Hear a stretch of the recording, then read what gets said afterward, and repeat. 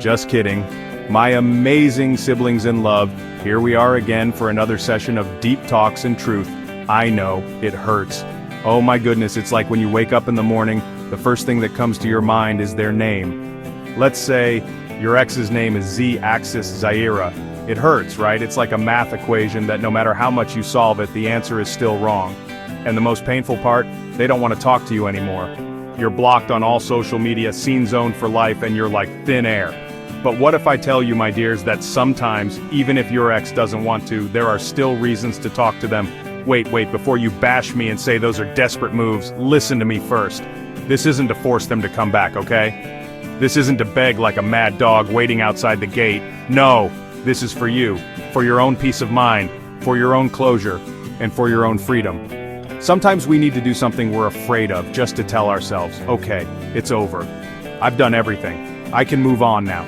This isn't about them, it's about freeing your own heart from the questions that bother you every night. So if you're in that situation where it feels like something's missing, like something wasn't finished, join me. We'll open up 10 possible reasons why you might need one last talk. Not for them, but for you. Because sometimes the last word isn't to end your story, but to start your own new chapter. So hold on tight, my friends, because this is going to be a roller coaster of emotions. Get your tissues and your fighting spirit ready. Let's go. First of all, my friends, you need to talk to them to close the door that's still open in your heart.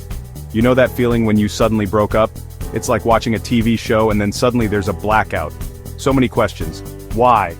Where did I fall short? Is there someone else? Those what ifs and whys are like ghosts that will follow you wherever you go. While you're eating, while you're showering, even while you're working, they'll suddenly pop into your mind.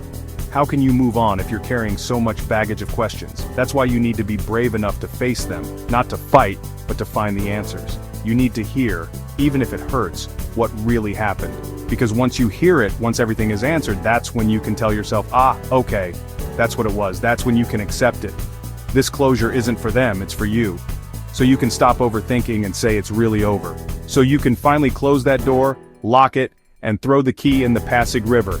Just kidding. But seriously, for your peace of mind. Second, you need to talk to them to apologize. Wait, don't react by saying, I'm the one who got hurt, and I'm still going to apologize. It's not like that, dear. In a relationship, it's very rare that only one person is at fault. Let's admit it, maybe you said some hurtful things, or you did something wrong. Maybe you were too jealous, or maybe you were neglectful. Apologizing doesn't mean you're taking all the blame. It's a sign of maturity and admitting your own shortcomings. You don't need anything in return. You don't need to hear from them, okay, I forgive you. What's important is that you said it. Saying sorry isn't just to make them feel better. More often it's to make you feel better. So you can forgive yourself too, because as long as you carry the weight of your guilt, no matter how small, you won't be able to move on. So talk to them. Say, sorry if I hurt you, sorry for my shortcomings.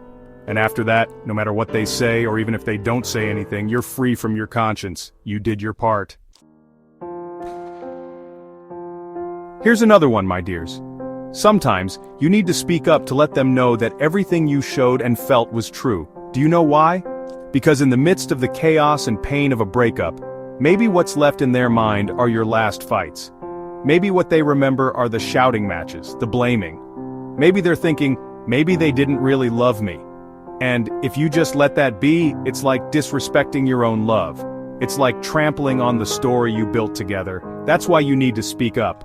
Not to hope that they'll believe you or change their mind, but to give dignity to your own feelings. Say, no matter what happened to us, I just want you to know that I loved you. All of it was true. That's it. A simple statement, but with so much weight. So that when your paths diverge, what they carry isn't just bitterness, but a memory that once, someone loved them completely and truly. And for you, you've sealed your story with truth, not with lies or doubt. Now, let's talk about something a bit risky, but necessary. There are times when you need to talk to them to find out if there's still hope to fight for. Let's be real, not all breakups are final. Sometimes, it's just due to intense emotions, exhaustion, or pride. Maybe you're both just waiting for who will give up first, who will give in first. And if you just stay silent, how will you know? What if there's still a 1% chance, but you gave up too soon? Speaking up at this point isn't being annoying, it's being brave. Face them and ask directly, is there still hope? Because if there is, I'll fight. But if there's really none, just tell me, and I'll stop. You need to get that answer directly from their mouth. Because if they say there's none, even if it hurts, at least you know, you have direction. But if you don't ask, you'll live your whole life with what ifs. It's more painful to think that there might have been hope, but you just didn't try to find out. Fight if there's something to fight for, but surrender if the battle is over. You know, friends, our lives are like a book with many chapters, and your relationship, that's one of the thickest chapters there. The problem is when a breakup is messy, ghosting, sudden avoidance, no explanation, it's like reading a book where the last page was torn out. It's a cliffhanger. It's maddening. You don't know what happened to the characters, and because of that, you can't start a new chapter because you keep going back to the old one, hoping something will change. That's why you need one last conversation to have a proper ending. Not all stories have happy endings, but all stories deserve a proper period, not just a comma or a question mark. Even if the ending is painful, even if the ending makes you cry, at least there's an ending. Talk to them to say, thank you for everything. Even if we didn't work out, you were a part of my life. To have a formal closing, so that when you ask yourself what happened, your answer is, we're over, but we talked it out properly. That's closure. This is one of the most important things, my dears. You need to do this for your future self. Imagine 10 years from now you're sitting, drinking coffee, and then you suddenly remember them.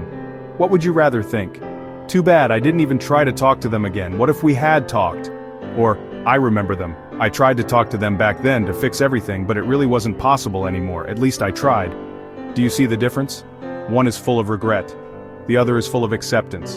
The pain of rejection is temporary. You'll recover from that. But the pain of what could have been, the regret for things you didn't do, you'll carry that for life. So swallow your pride, set aside your fear of rejection, talk to them, give your last shot, so that no matter what happens, when the time comes, you can tell yourself without a doubt, I did everything, I gave it my all, I have no regrets. And that, my friends, is a kind of peace that money cannot buy. They say time heals all wounds, but sometimes that's just a joke. Time alone isn't enough. Time just passes, but if you don't face the wound, it will just stay open. Sometimes true healing doesn't come from the passing of days, but from using your own voice. Holding on to resentment, to unsent messages, to words you didn't say, that's poison to the soul. It slowly kills you inside. Talking to them is like putting antiseptic on a wound. It stings at first, yes, it hurts so much. But it's necessary to clean the infection and for it to start healing properly. By speaking, you release all the poison, you spit out all the weight, and after that you feel lighter. You start to heal not because time passed, but because you faced the pain. You used your voice to free yourself. Closure doesn't just come from them, it also comes from your courage to speak for your own healing. Here's one, a bit dramatic, but listen, there are loves that, even when they're over, are still true. There are people that, even when they're no longer in our lives, we still love.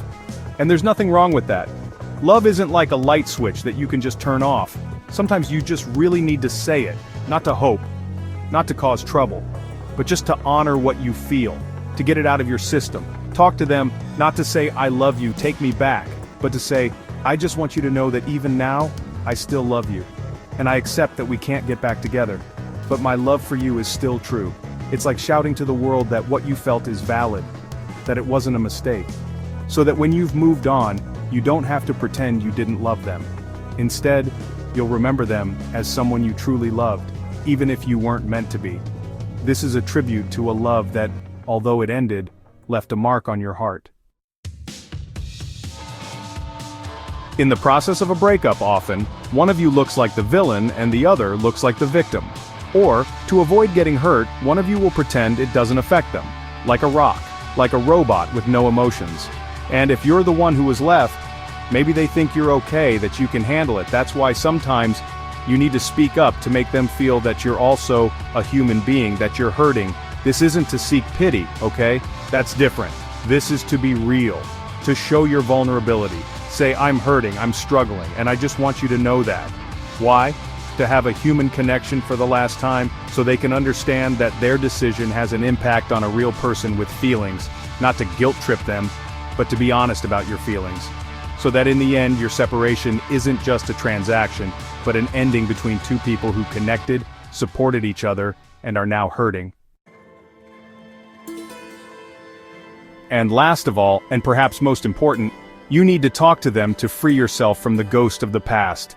Imagine all the things you didn't say, all the unanswered questions, all the emotions you kept inside, they become ghosts. A ghost that stays with you when you sleep, when you eat, when you laugh. A ghost that whispers, "What if," and "I wish" to you. And if you don't face that ghost, you'll carry it for life, into your next relationships, into your next chapters. This last conversation is your exorcism. This is the ritual to banish the ghost. The moment you say everything you want to say, the moment you hear what you need to hear, it's like you've escaped from a prison. It's like you've been given a new breath. Even if the result is painful, even if you didn't get what you wanted, what's important is that you faced it. You are no longer a prisoner of the past. You are free. And when you are free, that's when you can truly start over. That's when your heart is truly ready for new love. There you have it, my unbreakable survivors. 10 heavy reasons. But at the end of it all, after you've spoken, after you've cried, after you've done everything, there's only one thing you should choose, and that's yourself. Choose your dignity. If they've already said they don't want you anymore, if it's clear there's no going back, it's time to walk away with your head held high.